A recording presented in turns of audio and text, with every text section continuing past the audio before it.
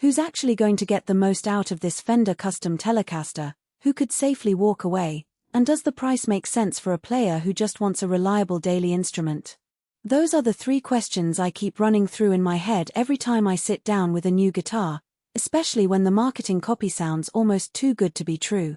Link is in the description if you want to check the product details on Amazon. When I first saw the custom Telecaster FMT, the headline was the Seymour Duncan 59 and Pearly humbuckers with a coil tap.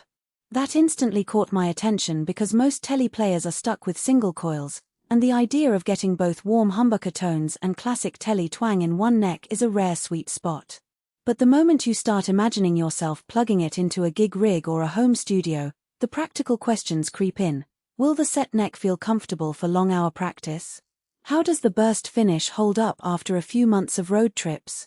And most importantly, does this instrument deliver the tonal flexibility that the spec sheet promises without breaking the bank? I've been in the guitar market long enough to know that custom can mean a lot of things. In this case, Fender's approach is fairly straightforward: a Nato body with a carved flame maple top, a mahogany set neck with a C profile, and the two control knobs that double as a push-pull coil tap. The set neck construction alone is a departure from the typical Bolton Tele, and that has real implications for sustain and resonance. In my own testing, the note decay on a clean chord felt noticeably richer than on my standard Bolton Tele, especially when I let the strings ring out on a hollowbody amp setting. That extra sustain is the kind of nuance you notice when you're layering rhythm parts in a recording session or trying to keep a solo singing line alive in a live mix. Now, who should consider buying this? If you're a gigging player who needs one guitar that can cover both classic country-style Tele licks and heavier, fuller-bodied rock tones without swapping instruments, this is a genuine time saver. The coil tap lets you pull the humbuckers down to single coil output, so you can sit in a Nashville-style session and get that bright, articulate bite, then flip the switch for a crunchy overdriven sound in a rock bar. I've seen several indie musicians who record everything themselves lean heavily on that flexibility because it cuts down on gear costs and stage clutter. It's also a solid choice for a player who's already comfortable with a Tele shape but feels limited by the traditional single coil output.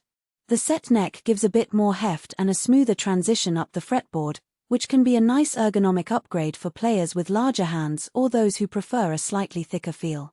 On the flip side, there are clear reasons to walk away.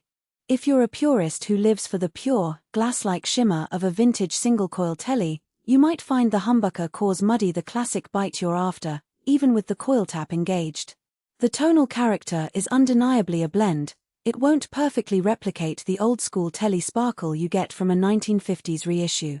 Also, the set neck design, while offering better sustain, makes neck resets more involved should you ever need a major adjustment or a repair. That's something a shop-owned Bolton neck can handle quicker and cheaper. Finally, the price point sits higher than a standard Tele Deluxe, so if you're on a shoestring budget and only need a single-tone instrument, a simpler model might give you more bang for your buck.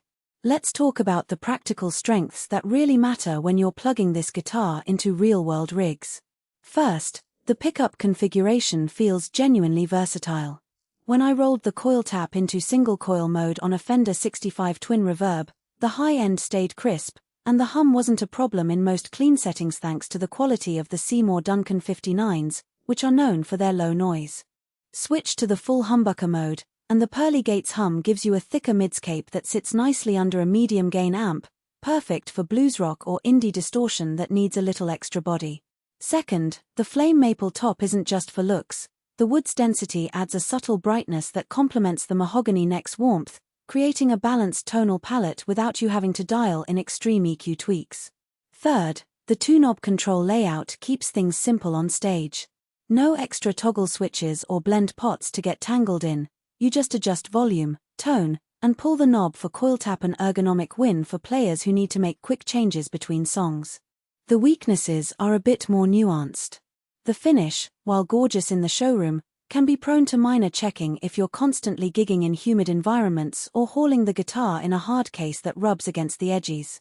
I noticed a few light cracks developing on the lacquer after a 3-month tour, which isn't a deal breaker but something to keep an